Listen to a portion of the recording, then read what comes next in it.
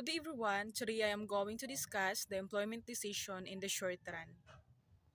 In the short run, the employment decision is about how a firm adjusts the number of workers it employs to meet changes in demand or production needs, given that some resources are fixed. So that resources or fixed inputs is like factory size or equipment.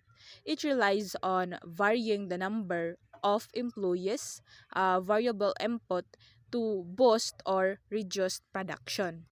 So what is short run? So it is the period during which some production inputs such as land, buildings, and machinery remain fixed and cannot be quickly changed. So during this time, businesses adjust production by varying other inputs like labor and raw materials depending on the demand for their products. Value of marginal product or VMP is the value of the additional output produced by an extra worker, which is typically calculated by multiplying the marginal product, the extra output, by the product's price.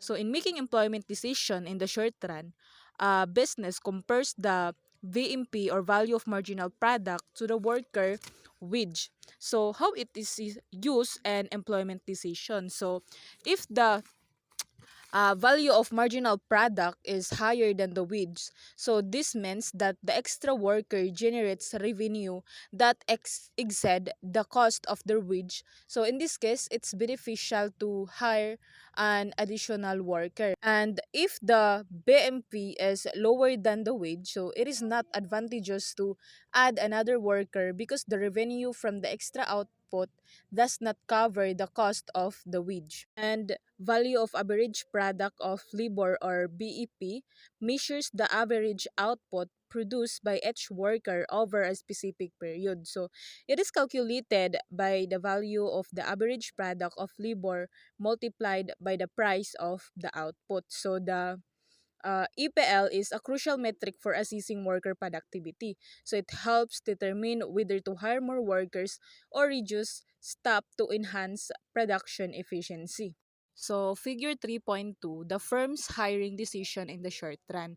So this graph illustrates the firm's hiring decision in the short run based on the value of marginal product of labor, BMPA, and value of average product of labor, BEPE curve. So the horizontal axis represents the number of workers hired by the firms. The vertical axis that you can see in the graph is represent the dollar value of output per worker measured by BMPE and BEPA. So the value of marginal product of labor, this curve shows the additional revenue generated by hiring one more worker. So it follows a downward sloping pattern due to the law of diminishing returns, meaning each additional worker contributes less to total output as more workers are hired. And the value of average product of labor, this curve shows the average revenue per worker. It also follows a downward trend but does not decline as steeply as the BMPA curve. The firm maximizes its profit by hiring workers up to the point where the wage rate equals the value of marginal product of labor. So in this case, the wage rate is $22. So the firm hires 8 workers where BMPA enters the wage line at $22. So hiring fewer than 8 workers means the firm is not maximizing potential revenue, while hiring more than 8 workers means the additional revenue from hiring another worker is lower than the wage paid, leading to losses. So this graph helps illustrate how firms determine employment levels based on revenue contributions and labor cost in the short run. The short-run demand curve for labor, it shows how a firm's hiring decision change when wages change. So, assuming capital remains constant. So, the curve slopes downward, meaning higher wages is equal to fewer workers hired. So, labor becomes expensive. So, if lower wages, more workers hired, so labor is cheaper, so they will continue hiring as long as workers' contribution is equal to or greater than their wage. So example, coffee shop hires fewer baristas if wages rise, but hires more if wages drop.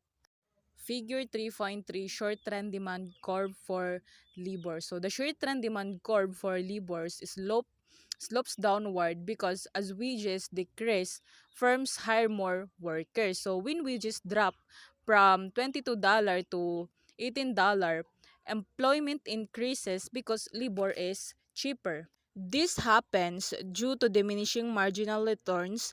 Each additional workers contributes less to output over time. So if worker productivity improves, the BMPE, value of the marginal product of labor, shifts up, leading to higher employment at the same wage level. So like for example, bakery pays workers $22 per hour but hires only 8 workers. So if wages drop to $18, they can afford to hire more workers, 12 to increase bread production. So if workers become faster at baking, the bakery might hire even more at the same wage.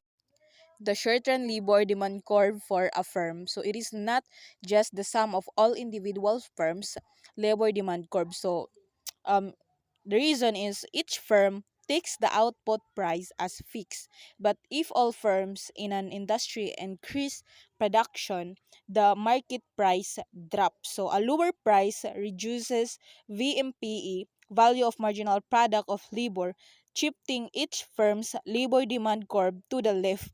So lower demand for workers. So like for example, if many bakeries produce more bread, the price of bread drops. So since bread is now cheaper, each bakery earns less revenue per worker. So they reduce hiring, shifting labor demand left.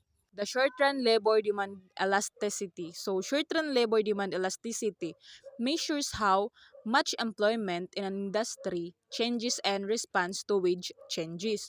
So it helps businesses and policymakers understand how sensitive firms are to wage fluctuation. So there are types of elasticity. The first one is elastic demand. Firms reduce jobs significantly if wages increase. So like for example, if wages rise by 10% and employment drops by 20%, so elasticity is equals to 2. So that means it's elastic. So businesses cut jobs because labor is expensive. And the second one is inelastic demand. So firms keep most jobs even if wages rise. So like for example, if wages increase by 10% but employment drops by only 5%, elasticity is equals to zero point 0.5 inelastic. So it is inelastic. So businesses don't cut many jobs because workers are essential. The higher the elasticity, the more employment changes with wage shifts. So the lower the elasticity, the more stable jobs remain despite wage changes. The short-run demand curve for the industry. So this graph illustrates the short-run labor demand curve at both the individual firm and industry level. So in the left graph, an individual firm's demand for labor slopes downward, meaning that as wages decrease, employment increases because firms can afford to hire more workers. So the right graph represents the industry's labor demand, which also slopes downward, but consider the collective effect of all firms. If wages fall, employment across the industry rises, but the demand curve can shift from T to D due to factors like productivity changes or economic conditions. So this demonstrates that labor demand is responsive to wage fluctuations, but industry-wide changes impact firms differently. An alternative interpretation of the marginal productivity condition. So, the marginal productivity condition, which helps firms determine the optimal level of production. In a perfectly competitive market, firms maximize profit by producing output until the marginal cost MC equals the price P, which is also the marginal revenue MR. So this follows the same logic as the marginal productivity condition, where the cost of producing an additional unit of output is calculated as MC is equals to W times 1 divided by MPA, where W is the wage rate and MPE is the marginal product of labor, by setting MC equal to price P and rearranging, we get double W times 1 divided by MPE is equals to P, meaning the firms hire workers until the value of their marginal product equals the wage they are paid. This ensures that labor is used efficiently and that firms do not ever hire or underhire, balancing costs and productivity. Figure 3.5, the firm's output decision. So the graph illustrates the firm's output decision based on the profit maximizing condition. In a perfectly competitive market, a firm produces output until the output price P is equals the marginal cost MC of production. So the graph shows that at the optimal QX, the firm stops producing because producing additional units would result in a higher marginal cost than the price. So leading to losses. So it's leading to losses. So this principle is similar to the firm's hiring decisions, where firms hire workers until the wage equals the value of the marginal product of labor. So this ensures that the firm maximizes profit by balancing production cost with revenue. Critique of marginal productivity theory. So, this means that in a real life, companies do not only look at productivity when hiring, they also consider things like experience, personality, company culture, and labor law. So the theory oversimplifies the hiring process. And the theory assumes that all workers are the same and that companies always know exactly how productive each worker is. But in reality, skills, experience, and work conditions vary, making the theory's predictions not always accurate. And lastly, even though the theory is not perfect, businesses still try to follow it by making sure they don't pay workers more than the value they bring. This helps them stay profitable and avoid losses. Thank you everyone for watching my video. I hope you gain knowledge about my report. God bless you all.